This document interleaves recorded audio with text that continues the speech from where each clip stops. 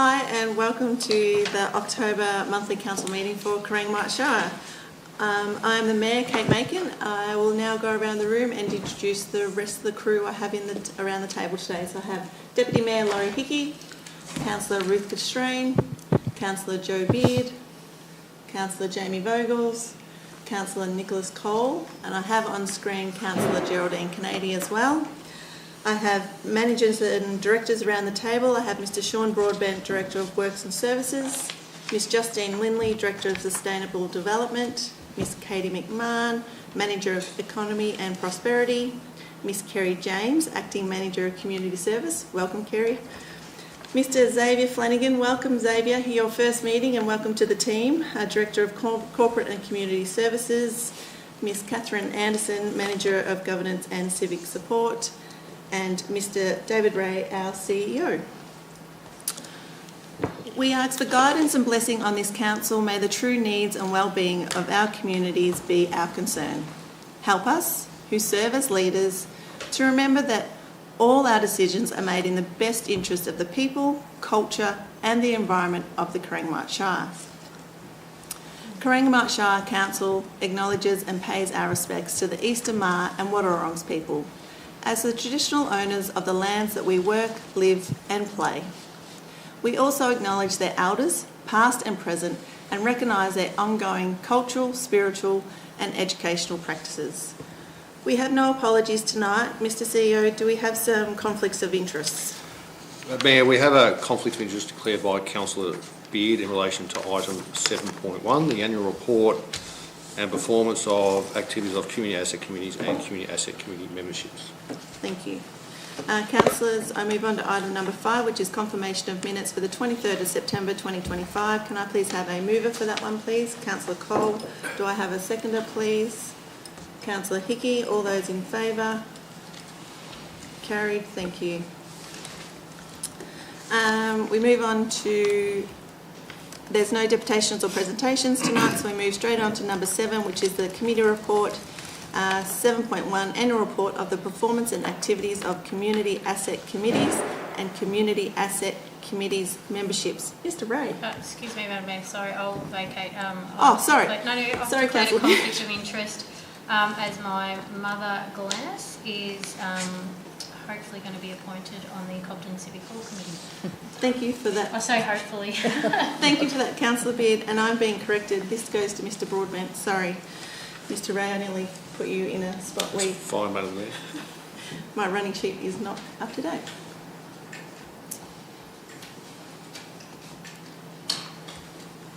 So, Mr Broadbent, 7.1, all yours. Thank you. Thank you, and through you, Madam Mayor. This report is presented on behalf of the CEO, who is required to submit an annual report to Council on the activities and performance of our community asset committees. There are 15 asset committees listed in the report. The committees manage a variety of community facilities, including halls, reserves, an aerodrome and 6 pools. This report relates to the period from the 1st of July 2024 to the end of the financial year 2025 and acknowledges the significant work undertaken by the volunteers to enhance and preserve these assets for the greater community. Each committee has included their AGM minutes, together with the detailed committee and office bearers, achievements for the past year and a financial report. It is recommended that Council notes this report as a Chief Executive Officer's annual report on the activities and performance of the community asset committees. Thank you, Madam Mayor. Thank you, Mr Broadbent. Councillors, there's a recommendation before us. Do I have a mover, please? Councillor Hickey. Do I have a seconder? Councillor Cole. Councillor Hickey. Thank you, Mayor. These community asset committees are very important to Corangamite Shire for the management and the oversight of key community facilities right across the Shire, including halls, swimming pools, rec reserves, open spaces and that sort of thing. Comprising of dedicated volunteers, these committees contribute significant time and effort, and there's a lot of red tape that goes around being part of a rec committee that they need to complete and continue to meet the needs of their communities. Their contribution is recognised by many community groups for the significant time they do dedicate to these assets that we have, and it's certainly it's with great thanks and with some pride that I do endorse the recommendation that these committees be fulfilled by the nominated people. I've attended a couple of the meetings, and there's always some good enthusiastic banter around the table, I think you'd call it, and it's great to see that these 5 council-owned and appointed community asset committees have all been completed, and we look forward to working through them again in 25-26. So thank you, Mayor. Thank you, Councillor Hugh. Councillor Cole. Thank you, Madam Mayor. I'd just like to say and congratulate a lot of the people that do this. They're volunteers. Unfortunately, as I've noticed, the ones that I go to, they're all keeping pace with my grey hair. They're all getting grey hair too, which is not a good thing. And there just seems to be a general lack of youth coming through into this thing now. And one of the things I've noticed is more and more of paperwork that has to be done for these committees, and it's all sent off to Melbourne or wherever. And that wasn't why they joined up to do paperwork. They joined up to look after the hall or look after the pool or whatever it was. And I know a couple of committees are struggling to get volunteers now to fulfil roles. And I think it's a shame because they do great work. They do it at their own cost and time and quite often money. And I'd like to see them keep going, but they're just getting disenfranchised with all the paperwork and logistics of being on a hall committee or a pool or whatever it may be. So anyway, but I do congratulate the people that are doing it, and they do a wonderful job for committees and things, so I'm more than happy to endorse it. Thank you. Thank you, Councillor Cole. Councillors, is there anyone else? I just have one question, Mr Broadbent, without notice, sorry. I did notice that the Shire swimming pool had not fulfilled their positions. Can I just ask when they might be fulfilled? Are they going back out to market? What is the go with those ones, please? I'll take that one on notice, Madam Mayor, but yes, I should know go back out, and we'll work our hardest to make sure that the committee is filled. No worries, thank you. Any other comments? If not, I put the recommendation to a vote. All those in favour? Carried. Thank you. Can we get Councillor Beard back in?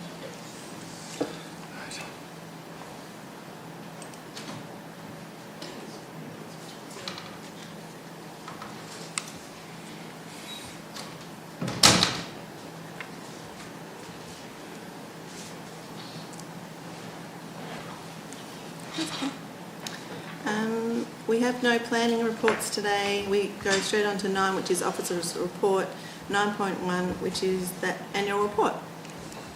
So this is to be done by me, so it gives me great pleasure to present the 24-25 Corangamite Shire annual report. This document reflects the final year of delivery under the council plan for the 2021-2025 plan.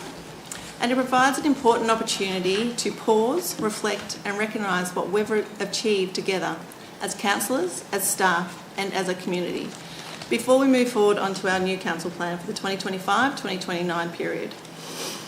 This past year has one of significant delivery and progress for our Shire. Council has successfully completed 87 of the 60 actions set out in the annual action plan, a remarkable result given the challenges facing local government and our communities. We've delivered more than 27 million in capital works, including 6 million in local roads renewal, installation of a fire water supply for Princetown, retaining wall in Timboon, and many footpaths and safety improvements across Camperdown, Cobden and Timboon.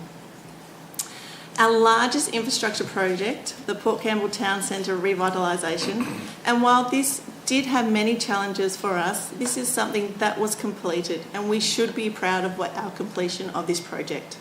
Transforming the foreshore and the main street into a safer, more welcoming and accessible safe for visitors and community to enjoy. We also saw important upgrades to the Timboon Sporting Centre, Cobden and Camperdown stadiums and the Timboon transfer station. On the sustainability front, we expanded our waste diversion efforts, achieving a 56% diversion rate from landfill, composting more than 14,000 tonnes of FOGO material, and also launching a BinFo app, making it easier for residents to know which night which bin goes out, which I think has been a huge success. And we set clear directions for the future through our Climate Change Action Plan 2025 to 2029.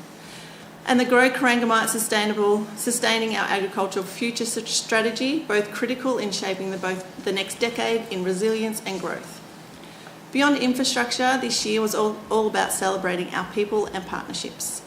Events like Graze the Day drew over 12,000 residents to Timboon, showcasing our thriving tourism and local producer sectors, and I look forward to returning this year.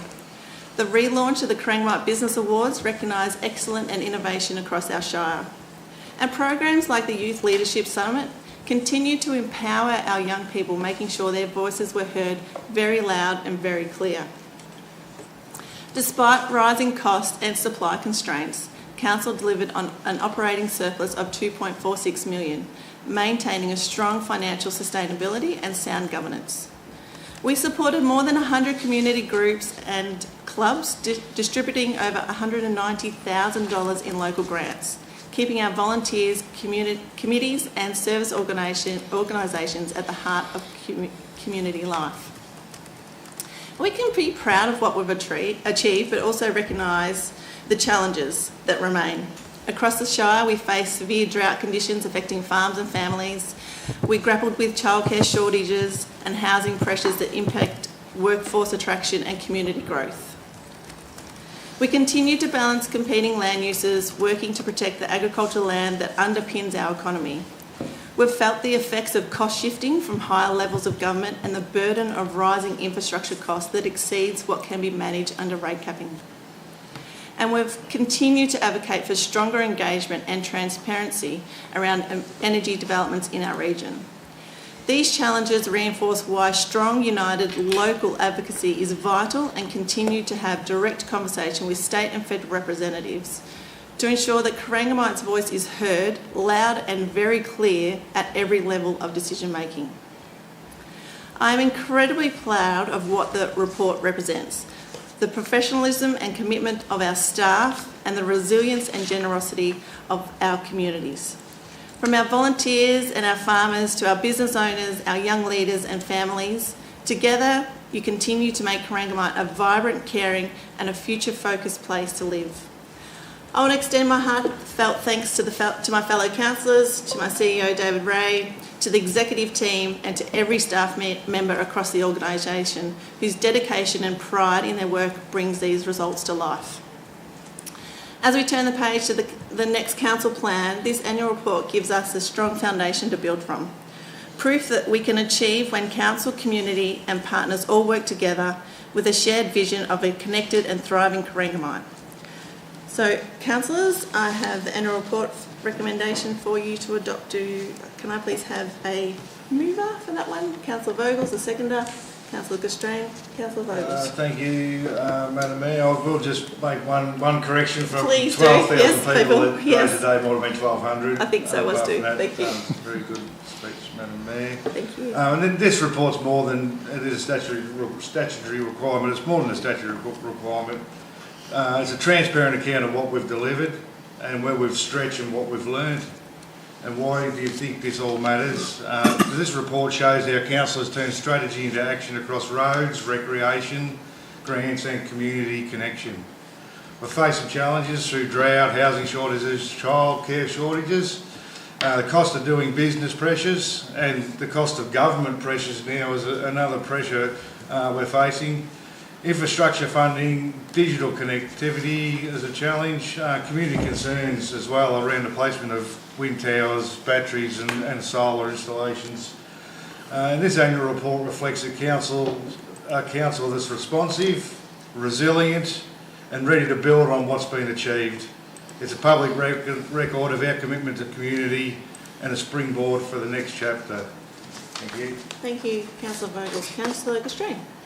Thank you, Madam Mayor. I'm just making changes to my notes that after your talk I've just got most things crossed out, so I won't keep Council very long. I'd just like to acknowledge the work that has been done by our staff. It's been absolutely amazing to get 87% of those 60 action plan projects up is certainly excellent, considering one of them was the multi-year Port Campbell revitalisation project. So to Miss Lindley and her team, I think that was a great success, and we look forward to the community, well, the streetscape itself blending into the community, as I'm sure it will going further down.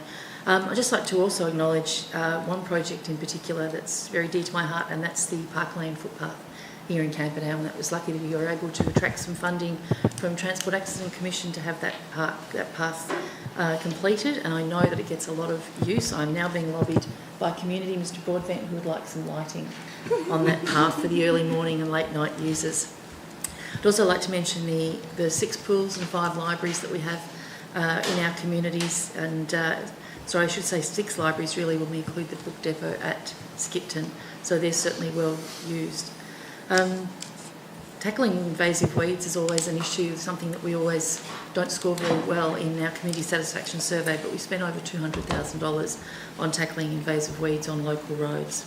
Our partnerships with Eastern Mar have certainly been valuable, as well as the much anticipated Coastal Connect project we're currently working on with Moyne Shire and the City of Warrnambool. Advocacies continue to be pursued at both state and federal levels, as you've mentioned, Madam Mayor, but around important issues for our community like the Emergency Services Volunteers Levy, drought relief and the crumbling arterial road network, as well as affordable housing. Financial sustainability continues to be a challenge for councillors, but at Corangamite we cut our cloth accordingly to ensure that we're able to maintain our service levels that are suitable for our communities. So thank you, Madam Mayor, and again congratulations to the staff for delivering these projects. Great. Thank you, Councillor Constrain. Any other comments? Councillor Beard? Through you, Mayor, and thank you. I think I think a lot of things have been highlighted, but it's also important to acknowledge a lot of these projects that we've achieved, particularly in this last financial year, this last year, is long before this council. You know, there's been the process that's played out over many years with a collaboration, not only with this organisation, but more importantly with the community. A lot of projects we achieve from year to year have been on the books, sometimes for years on end, or we've had to take a long time to get the matching funding or even any funding from our federal and state government. So, and Port Campbell was a classic example of that, which, you know, that's been a long time in the making, but achieved obviously in the last 12 months. But none of it can be achieved without the community at the forefront and they're helping the direction of what council do. Council is obviously just the engine of making things happen in terms of the organisation, and our staff are just such a huge part of that. A lot of our staff have been here for a long time and they really have such high regard for where they call home as well. So always, and Ruth, Councillor Australian, you can always attest to this, I always say this is my favourite document. I say it every year, so I can't not say it now. But if there's one document you read that we put out, this has got to be it, because it shows not only all our highlights, but it also puts at the forefront what our challenges are and how we have to, I guess, combat that together, and how we do rely on such big support from our partners who help us to achieve what we do as well. But at the end of the day, none of this is possible, as I said, without the organisation as a whole and the community there. So thank you. It is a really good document. Thank you. Thank you, Councillor Beard. Any other comments? Councillor Hickey? Yes, thanks, Mayor. I'm just busily deleting a lot of the stuff that I had typed in here, so just give me a sec. But I just thought I'd just take the opportunity to focus on the financial performance taken from the report. And the council has continued to maintain a strong and responsible fiscal position throughout the last financial year. It's interesting to note that the council's recorded an operating surplus of $2.46 million, which reflects sound financial management and steady performance. The Capital Works program is another significant investment which we've already heard about, with many community assets and infrastructures being developed right across the Shire to improve the life of our citizens. At the close of the financial year, the net assets totalled $634.58 million, reflecting an ongoing investment in land and buildings, plant, equipment, essential infrastructure that underpins the way services are delivered right across the community. This, of course, has all been audited by VARGO, the Victorian Auditor General's Office, and just reflects, and there's no question about the fact that we are in a very sound financial place. The risk is low, and we are demonstrating strong governance and strong fiscal responsibility. I too would like to acknowledge the Council's finance team. So Simon is here, Prash, Jackie, who's not here, and all the team who've worked extensively and diligently on the stewardship of our public funds.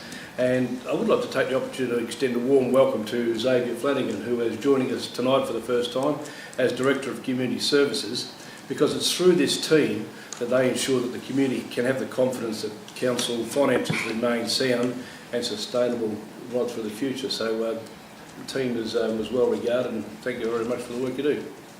Thank you, Councillor Hickey. Any other comments? If not, I'll put the recommendation to a vote. All those in favour? Thank you. Carried. I move on to item 9.2, the Public Transparency Policy Review. Ms Anderson. Thank you, Madam Mayor, and through you. Council is required to adopt and maintain a public transparency policy under Section 57 of the Local Government Act 2020. This policy gives effect to the public transparency principles under Section 58 of the Act and formalises Council's commitment to transparent decision-making processes and outlines Council's information that is available to the public. This policy includes minor updates. Madam Mayor, the recommendation is before you. Thank you, Ms Anderson. Councillors, as a recommendation, can I have a mover, please? Councillor Vogels, can I have a seconder, please? Councillor Hickey. Councillor Vogels. Thank you through you, Madam Mayor. And this is pretty straightforward, an essential step in maintaining good governance and public confidence. I think transparency is the backbone of public trust, and the policy ensures our decision making remains open for information accessibility and our processes are clear. Thank you, Councillor Vogels. Councillor Hickey. I think the community deserves openness and honesty from every decision we make. Transparency builds trust, and trust strengthens our connections with the people we serve. We're committed to making council information clear and accessible so that everybody can see how decisions are made and how they benefit the community.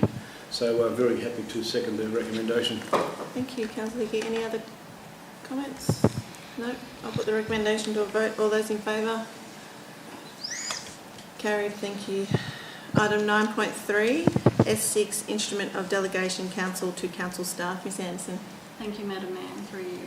The S6 Instrument of Delegation delegates powers from Council to members of Council staff relating to duties and functions within various acts and regulations or specific parts of those acts and regulations. Regular reviews are done and the instrument is updated to ensure compliance with legislative changes and also reflect staffing changes.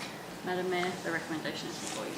Thank you, Ms Anderson. Councillors, do I have a mover and a seconder for that recommendation, please? A mover, please. Councillor Beard. A seconder, please. Councillor Castrain. Councillor Beard. Thank you, and through you, Mayor. Just like the policy beforehand, one of those ones we have to have. And there's been just minor changes certainly around staff movement too, where we have to make sure that the delegation, instrument of delegation lines up with our current policy.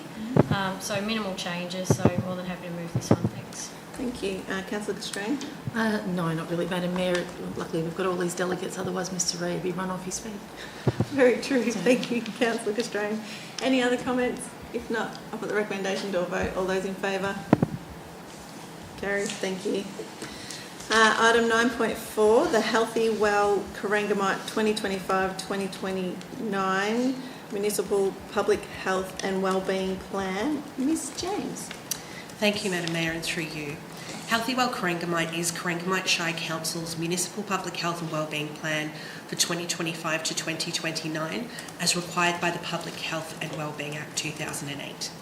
Council conducted substantial engagement with its communities throughout the Shire to better understand the unique strengths and barriers our residents face in living healthier lives. This co-designed plan will guide Council in partnership with the Healthy Well Corangamite Leadership Group to implement the actions of the plan, which have been selected to align with our Council vision that Corangamite is a thriving, healthy, fully interconnected community for people of all ages. Madam Mayor, the recommendation is before you. Thank you, Ms James. Councillors, as a recommendation, do I have a mover for that one, please? Councillor Beard. We're all waiting for you, Councillor Beard, sorry. Do I have a seconder, please? Councillor Castrain, thank you. Councillor Beard. I think I was that predictable, but anyway. Oh, sorry. Firstly, thank you to Kerry. That was, and the report's fantastic. Can I just say this process that we've undertaken for this particular plan in this 4-year block has been it's been really great. I think the fact that we had such massive community engagement in our, I think it was Mighty March we were calling it. Mega March, sorry. I thought Mighty sounded pretty good too.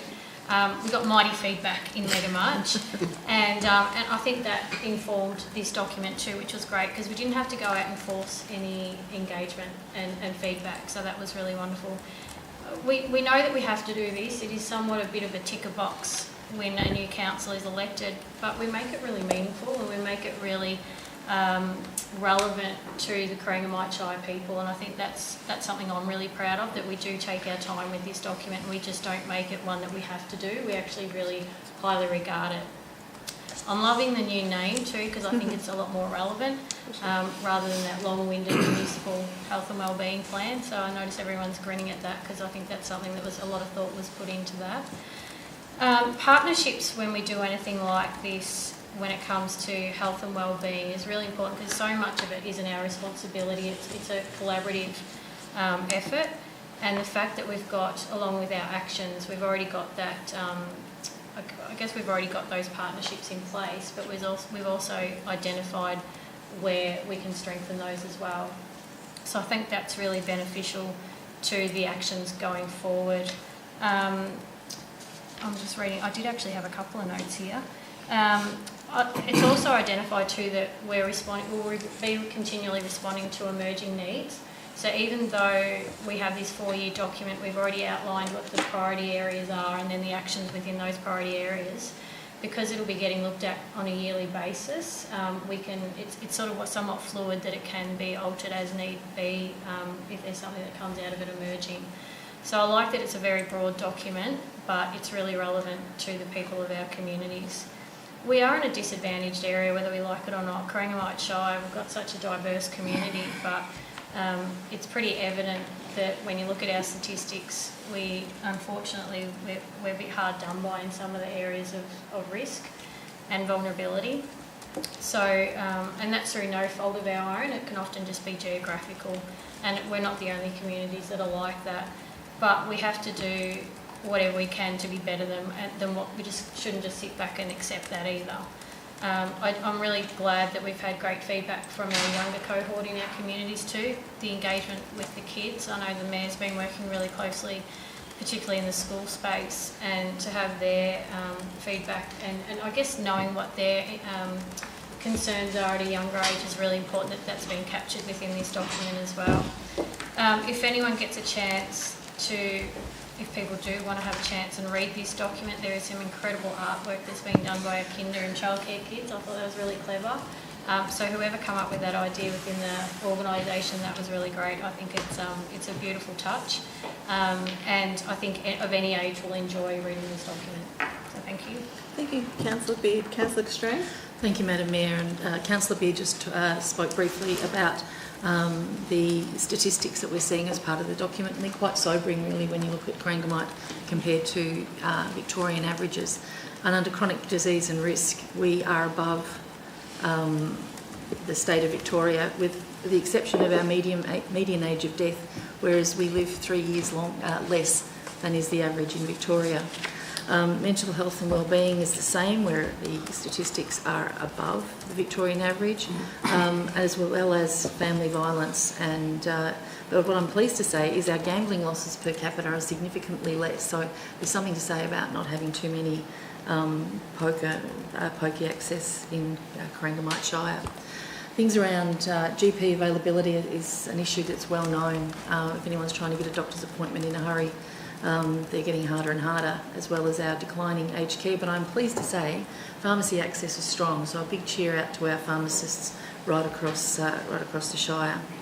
From an attendance, food and activity point of view, sport participation is well above. It's more than double the Victorian average. Pool attendances were up. We had a great summer season, so that's great to see the 24% increase in that space, people getting out and exercising.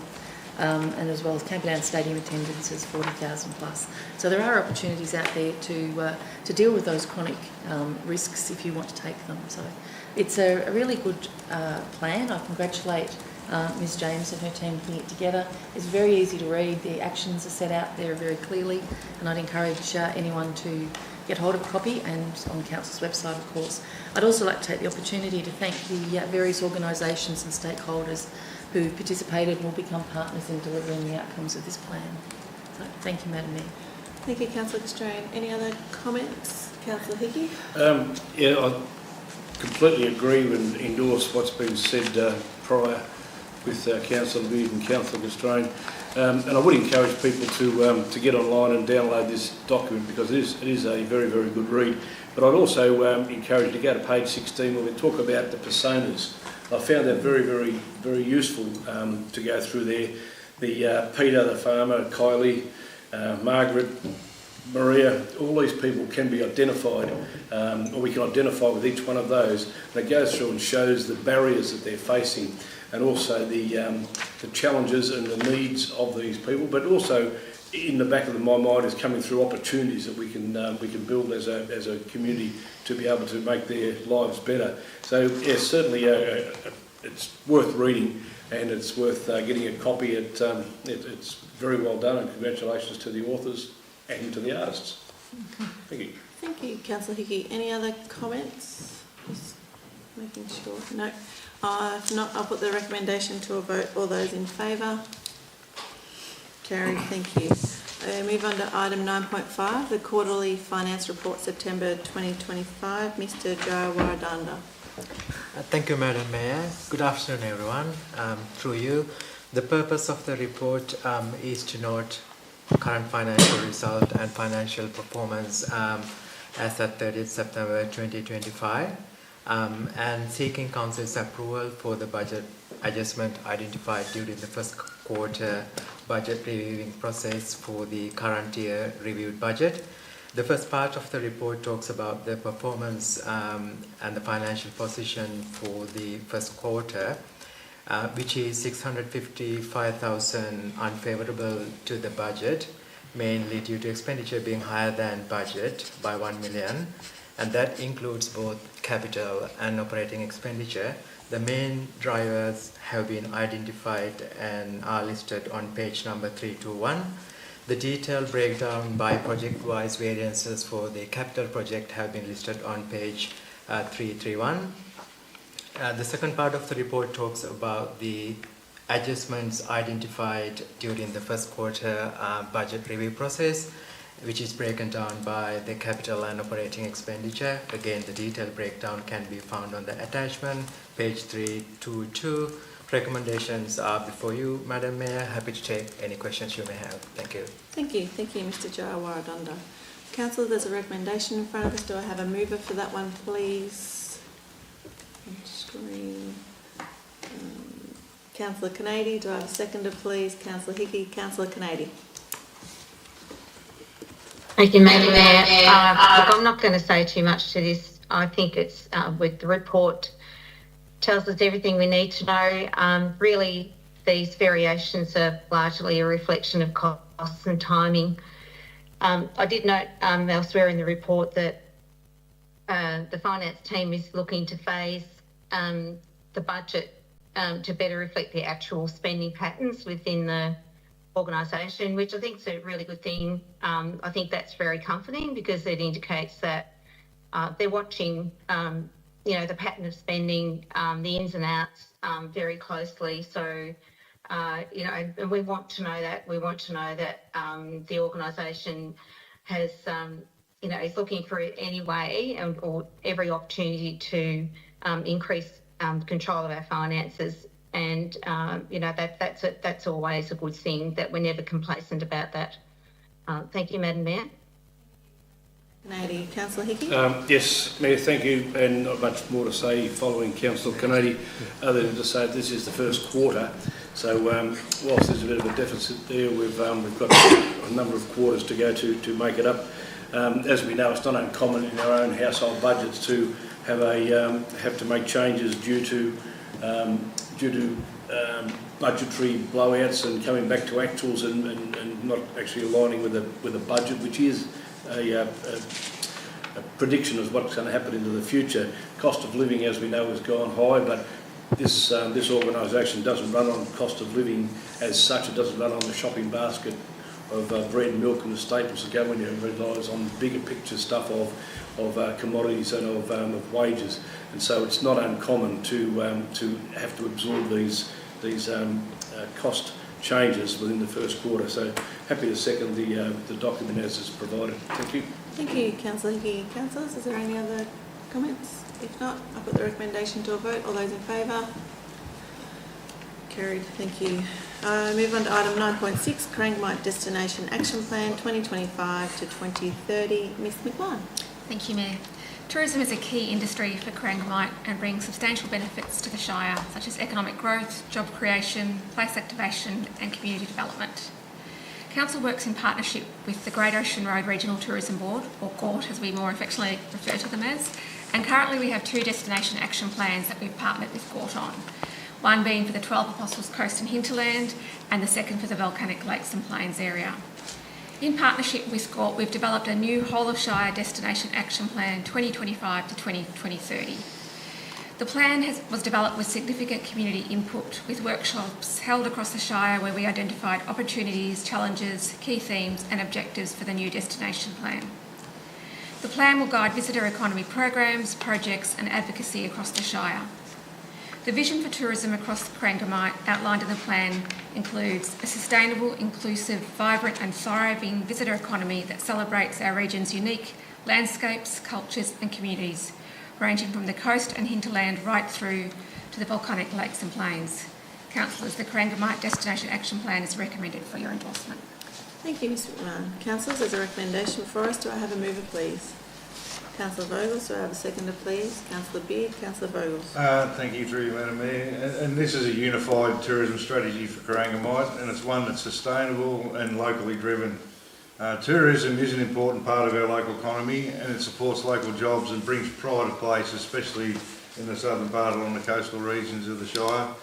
This new Destination Action Plan replaces 2 separate plans with one cohesive framework, and it aligns with our efforts across the Shire while preserving the unique identities of the 12 Apostles, the coast, the hinterland and the volcanic lakes and plains.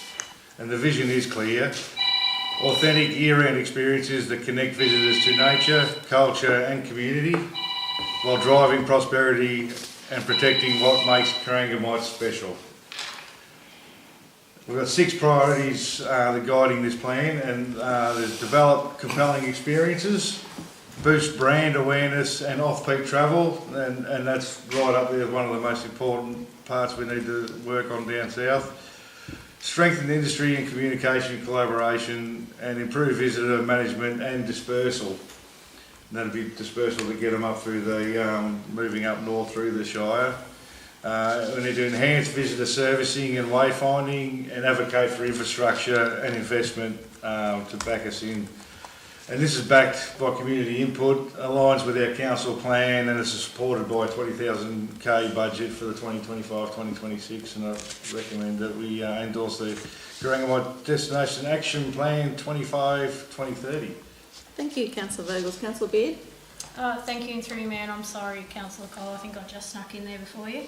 I think this is great that we've combined the 2 plans together, and I think that's often been the feedback that we seem to see a lot of our visitation down on the 12 Apostles Coast and Hinterland, and then sometimes the people within, particularly the townships within the Volcanic Lakes and Plains area, feel sometimes a little bit on the outer. So it's great that we've now got this one action plan, and all our towns are such proud towns. Like, they all have value, they all feel like they've got value to provide the visitation. And what's interesting to see is, even though the international tourism market it's on the way up, it's still a long way off from what it was pre-COVID. So we're so reliant on our domestic market, and they're our ones that are going to stay that longer time in our community. So it's great that we can now hopefully have that plan that encompasses marketing and, I guess, the actions that are relevant to the whole of the Shire, as opposed to just being 2 separate entities. I also like that there was a handful of workshops which everyone came together for that, And so those that were best to speak to what their towns are able to, particularly towns and areas, I should say. It's not just the townships themselves, it's a lot of our activities and tourism opportunities actually aren't in townships. So it's great that those people are able to come together and help out with the formulation of this one-stop shop. I also think it's worth noting that we've been doing some work around our structure plans or adopting structure plans for various communities over the last couple of years, and one action that seems to be consistent coming out of those structure plans is around helping with the wayfinding for visitors to those townships, not only our locals but more importantly our visitors, and that is now captured as an action within this plan. So there's sort of somewhat no excuse for us now to make sure we've got budget appropriately allocated to help, support those towns to get those activities done. So that for me was probably one of the standouts, that it's pretty consistent that those sort of things can be helped right across the board. But to the team, the EcoDev team and our tourism team, partnering with Gort for many years, they've worked so well together. The expertise that's untapped that we have within our organisation, and I just love that now we can focus on the one plan, and then hopefully, we can make some real leverage higher up too because of that. So, thank you. More than happy to support this recommendation alongside. Thank you, Councillor Beard. Councillors, any other comments? Councillor Cole. Thank you, Madam Mayor. I'll have a go. I think this is a great initiative, broadening the scope. Corangamite Shire has the most extraordinary landscapes, from up north with the volcanoes to down south with the erosion. I'm sure that if I had that much erosion on my farm, the only people that would be interested would be the EPA and having a look at it. However, it might be the next 25,000 years tourism attraction. But getting people out from the 12 apostles, basically further into the Shire, can be a huge economic driver for the Shire. And tourism usually employs a lot of youth and gives them a job. So it's a big incentive for us to keep bringing it to the fore and making sure that they get a Guernsey and get a gig out of it. I think it's a great thing. And I think if people realise what is in the north of the Shire or centre of the Shire, it's a big. It makes more than just a one-day trip, and they can fill in a week around the area and see so much variety in such a short area. It's a great thing to bring to the fore. Thank you. Thank you, Councillor Cole. Councillors, any other commentary? If not, I'll put the recommendation to a vote. All those in favour? Carried. Thank you. Item 9.7, the Business Assistance Scheme Policy Review. Ms McMahon. Thank you, Mayor. Council's Grow and Prosper Corangamite program includes a business assistance scheme. This scheme includes 4 streams, being Stream 1, Business Facade Improvements, Stream 2, Creative Industries and Placemaking, Stream 3, Community Enterprise Projects, and Stream 4, Fees and Enabling Infrastructure. The Business Assistance Scheme has now been operational for 2 years, with a number of projects supported across the Shire, including building facade treatments, landscaping at building frontages, activations, murals and community enterprise upskilling.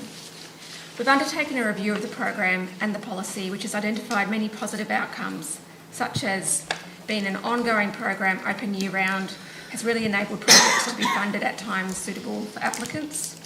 Officers provide ongoing support across the grant life cycle, removing competitive grant limitations. Business plans or strategic plans which are required assist applicants to have a roadmap for their business or project.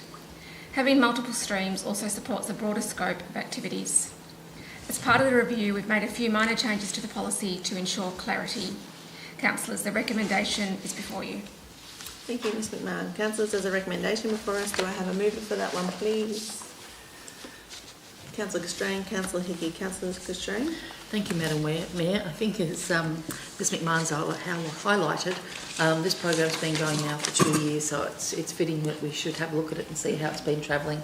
I think it's certainly been very successful, the fact that it's a year-round application process, that businesses particularly don't have to rush to meet a deadline, that as things come up they can come in have a discussion with our staff and find the right fit for their needs.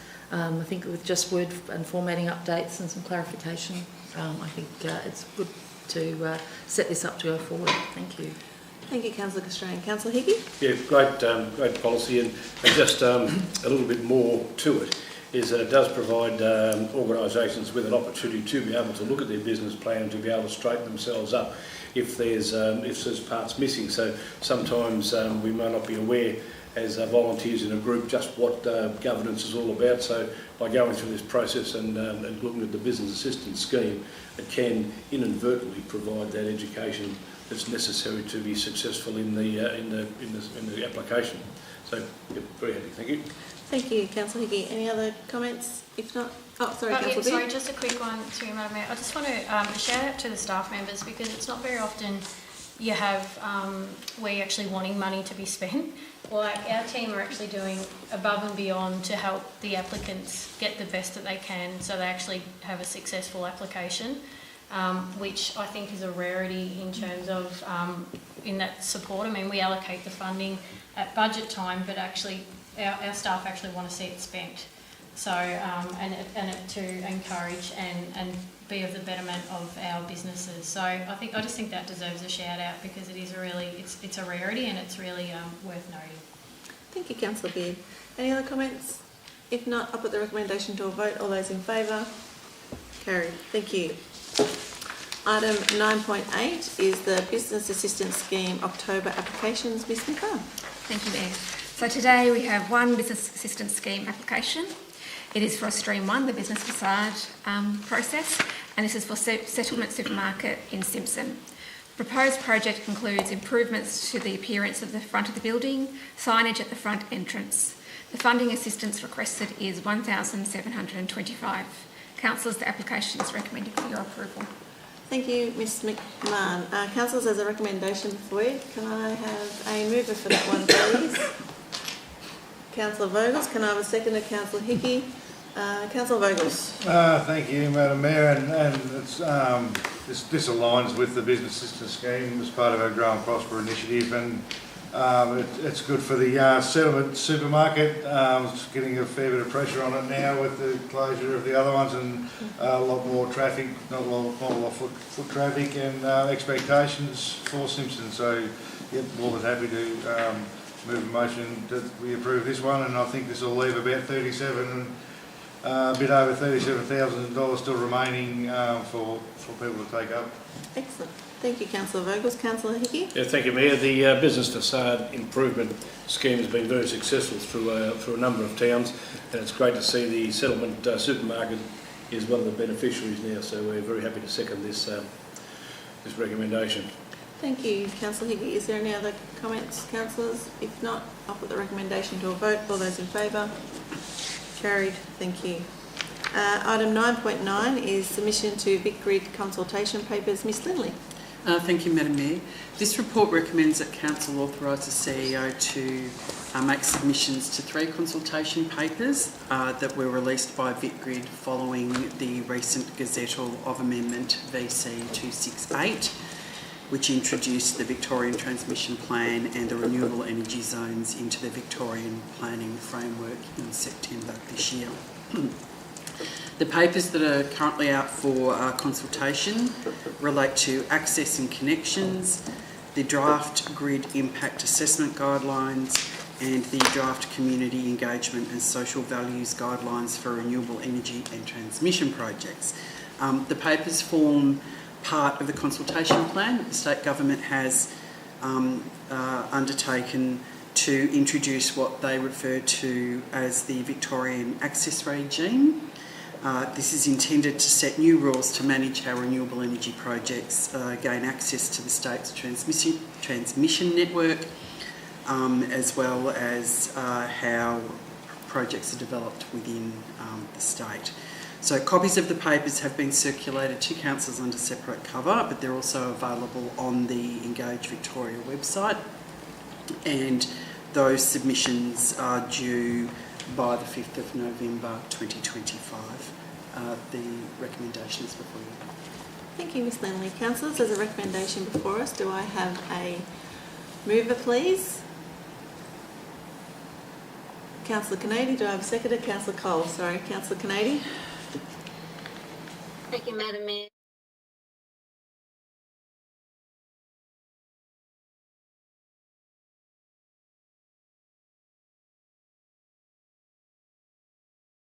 For renewable projects to get up, and I think it's really extremely important that we provide the advocacy to help the state government to understand and recognise the substantial impact that these projects are having in the rural regions and on the environment and agriculture. And it really is behoving on us to do all we can to protect our key agricultural farming lands and to promote proper and strategic planning, which, we have spent quite a lot of time doing that, but, I think we need to continue to do that. And we need to ensure that these renewable projects are constructed in the appropriate areas. Indeed, of course, that is the intent of the renewable energy zones, and I think it's really quite contrary that it appears from what I've read in this report and in the papers that the state government is really still quite readily prepared to allow projects outside of the RES, despite the claims for the purpose of the renewable energy zones. So, we have frequently acknowledged agriculture as the most important industry in Corangamite for our economy. So agriculture too needs protection from improper land use change and improper development. And we need to ensure that there's confidence in the agricultural industries to continue investing in ag without the risk of a wind energy project, more so, popping up without notice, which can immediately negatively impact the neighbouring farming. We've seen that experience and it's a real thing. So I think recognition of strategic significant food and fibre farmland as identified in our agricultural strategy is really, really important for our food security, both domestically and internationally. Important for continued prosperity in Corangamite. So really it's careful planning, which we've been calling for months and months. And really this also careful evaluation of long-term impacts in the regions. That's crucial to the management of renewable developments. And I don't think we're seeing enough of that from our state government. So we need to do all we can to achieve the right outcomes. And I fully support the recommendation we have here. I think it's just essential. Thank you, Madam Mayor. Thank you, Councillor Canady. Councillor Cole? Thank you, Madam Mayor. One of the other groups of people that aren't being consulted, I don't think enough, are the CFA and the other emergency services. I know I've been to fires under what are low voltage power lines, and we're all warned that we've got to be very, very careful because the smoke will help arc some power to the ground when you're under those power lines. The bigger power lines, it's an even bigger problem, and it's very, very dangerous to go anywhere near them when there's a lot of smoke and flames, etc. underneath them. Well, it virtually means it's nearly a no-go zone because planes can't fly over them. So the fire gets an open head and keeps going, and you've got to pick up the pieces, and it just seems to destroy more land. It's a real problem. I'm sure if one of these lines or whatever was going through Brighton or South Yarra, people would be upset and may even be offended. So it's, it's horses for courses. We're upset and offended out here, but that doesn't seem to carry any weight. So I'm more than happy to endorse this too. So, thank you. Thank you, Councillor Cole. Is there any other comments? No. I'll put the recommendation to a vote. All those in favour? Carried. Thank you. I move on to item 9.10, Camperdown Arboretum Draft Master Plan. Mr. Waff. Thank you, and through you, Madam Mayor, the draft master plan for the Camperdown Arboretum has been developed following consultation with community, stakeholders and other agencies. Feedback's been used to guide the preparation of the plan, which contains a number of features, including a large collection of rare trees, consideration to the Guilfoyle design, lawn areas, picnic pavilion, and meandering paths throughout.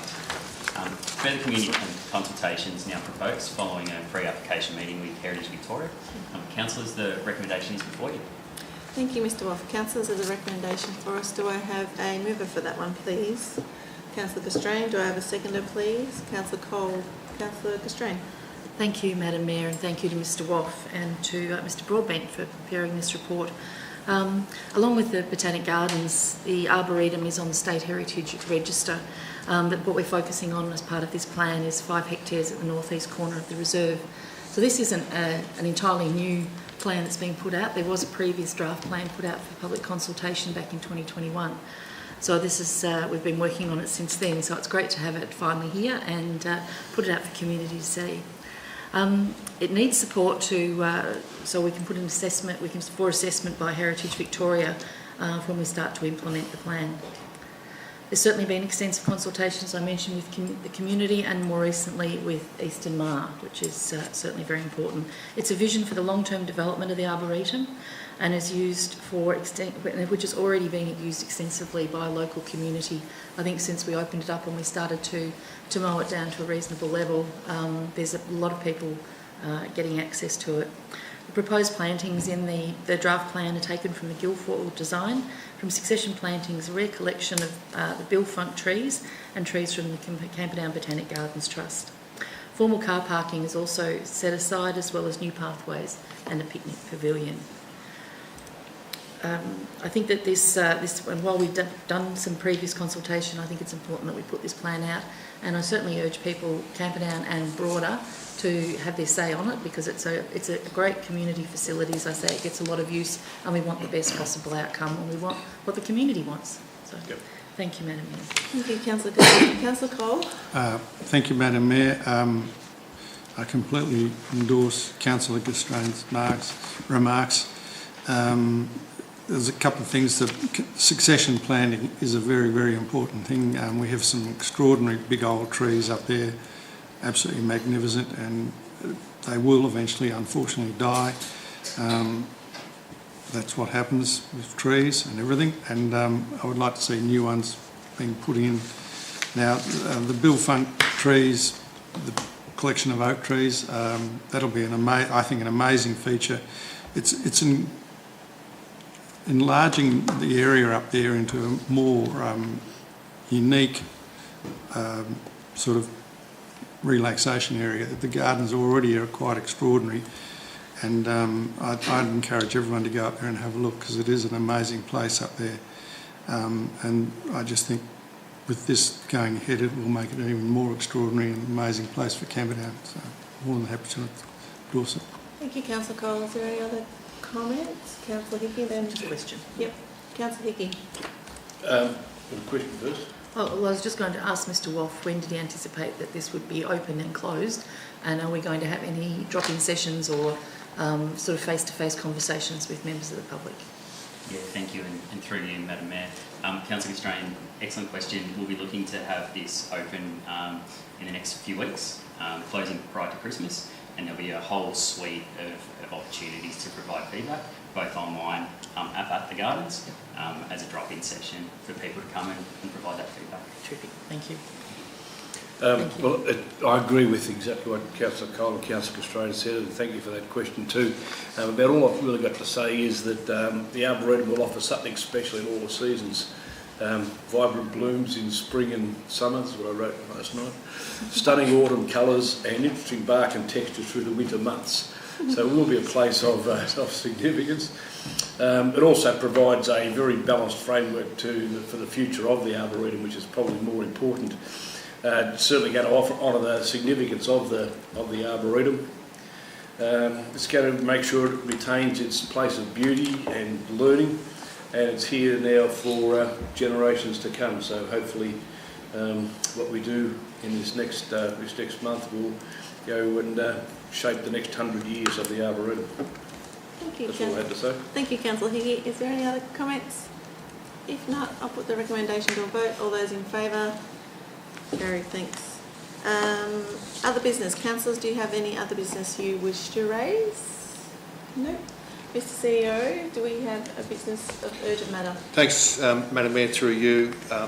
Madam Mayor, since the circulation of the agenda, there's been a matter brought to my attention, courtesy of Councillor Constrain, and that is in relation to the Commonwealth Government's consultation on the regulatory impact analysis associated with reducing default speed limits outside built-up areas. We do a lot of travel in Corangamite, Mayor, both as a community in terms of how we access services, but also from a business perspective. The impacts of reducing default speed limits to as low as 17 kilometres an hour is quite significant. Our governance rules do allow council to transact an item of urgent business, but you need to resolve the matter as an item of urgent business prior.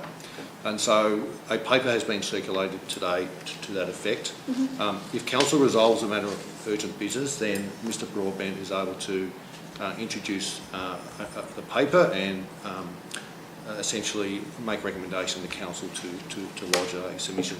It's urgent by way of the fact that it can't be deferred until the next meeting. The submissions do close around about the 10th of November.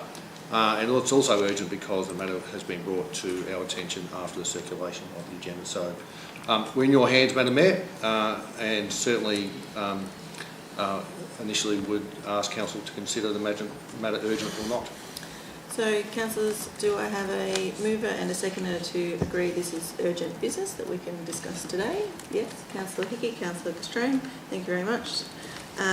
Next, I will go to Mr Broadbent. Would you like to introduce the item to us? Vote. Oh, sorry. Sorry. Thank you. Sorry.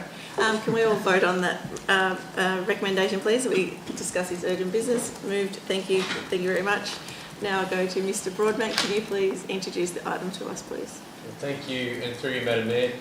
This paper recommends Council authorise the CEO to make a submission to the Australian Government proposing any reduction of speed limits on roads without current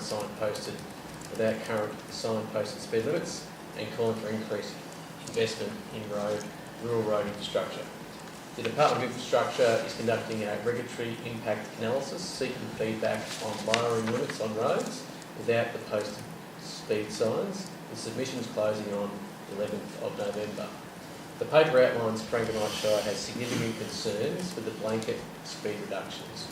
The paper also indicates that reducing speed limits will negatively impact production, travel efficiency, increasing business costs, impacting tourism and emergency response times. The paper also highlights the inequity between city and country areas. Instead of blanket reductions, Council would be seeking support for greater investment on rural road infrastructure, such as safer road shoulders, better intersections and resurfacing. The report seeks Council endorsement to make a strong submission opposing reduced speed limits and advocating for investment-based solutions to improve rural road safety. Thank you, Madam Mayor. Thank you, Mr Broadbent. Do I have a mover and a seconder for that recommendation? Councillor Vogels, the seconder, Councillor Constrain. Everyone wants to speak. Go Councillor Vogels first. Thank you, Madam Mayor. When I heard this, I was surprised, but then I wasn't. Another backwards solution. If governments are serious about productivity, they need to invest in our infrastructure and not impose slowdowns that increase the cost and reduce our efficiency. Cutting the speed limits on rural roads doesn't make freight faster, and it doesn't help farmers get their product to market, and it doesn't make an emergency response more effective. It does the opposite of all these things. And this proposal adds time, adds costs, and subtracts value from every rural business and every household in our Shire. It's a policy that punishes productivity instead of enabling it. If you want higher outputs and lower costs, fix the roads and don't hold the regions that feed, build and power our economy. Agreed. Thank you, Councillor Vogels. Councillor Constrain. Thank you, Madam Mayor. I was quite alarmed when I heard about this on Friday. That's why I rang Mr Ray, because the consultation period was to be completed by Monday. So no time for this to get out in the public realm. It apparently has been out there for a month or so, but it's been silent in broadcasting. So I was really pleased that I was able to get in touch with Mr. Ray, and interestingly, on the ABC Friday afternoon, it was a highlight of Ali Moore's program. So there was a lot of people ringing in, actually canning the idea of lowering speed limits. We know that speed kills, there's no doubt about that. We all want our roads to be safer, but we need safer roads to drive on. And we can see that, you know, our gravel road network, our local road network, is actually better than the arterial road, which is sealed. So drivers drive to conditions, and I think that's really important. It shouldn't be, just because it says 100 doesn't mean you need to do 100. But in saying that, I find the idea of having a sealed road that you're driving at 70 kilometres an hour on is absolutely crazy. You know, there's just so much, so many times that you come up behind a slow driver and you take a risk to pass them. So it's just going, I think it'll just make things worse. Once again, it's a one-size-fits-all, and that's not the case. You know, how you drive in southwest Victoria, or, you know, more of a built-up area than you do out in Mildura or out in the outback in Western Australia. I mean, the only way we're going to get around this is by putting up more signs saying you can drive at 100 kilometres an hour rather than it being the default speed limit. So certainly pleased that we're going to make a submission, and submissions close, I think it's the 11th of November. So I'd encourage anybody out there to get onto infrastructure.gov.au and have a look at what's being proposed and have your say. Thank you, Thank you, Councillor Madam Mayor. Castrone. Any other comments? Councillor Beard. Thank you, through you, Madam Mayor. Can I just say firstly thanks to Councillor Castrone, because this to me is another potential change that we hear about at the 11th hour that I think they usually throw at us normally when there's an election, and they hope it goes under the radar. But to you, thank you, because otherwise it could have been. What's interesting to me is one of the facts that's been outlined is that the government admits that the benefits of the speed cuts are uncertain. What government, let alone us, we could never make a decision like this based on without having the full facts. I mean, it's just irresponsible. So I think already the feedback's pretty loud and clear that, you know, particularly people in the country areas, rural and regional areas, are just not up for this whatsoever. Over many years we've had to even argue about lowering the speed on local roads, who the local people know how to drive them the best. I have to admit, I made some notes on my phone late last night. Probably some of them are a little bit too explicit to say now. I did screen them past Councillor Castrone, but I guess this is something that really frustrates us. We drive these roads. We understand that in other countries they continue to increase the speed because they just don't have that data to say that the speed is what's killing people. We have to look at the other reasons: the safeness of the roads, the distractions of drivers. All those things are mitigated stuff, not lowering the speeds. So I'm not up for this unless they can prove a point, and they're not doing that. So until they can give us the real facts, I'm not up for it. Thank you, Councillor Beard. Councillor Hickey. Thank you, Mayor. I've just about worn the letters off the delete button here, so I'll try anyway. As we know, driving country roads, it's always the best choice to travel slower if you're not in if you're in doubt of the surface or the conditions, if it's unsealed or if it's unmarked with white lines, etc. And I'm sure that many of the drivers in regional and country roads are very aware of this. But cutting the speed limits, is that a genuine reason for the road accidents? Is speed really the genuine reason? I think that's what Councillor Beard said. We don't know the facts.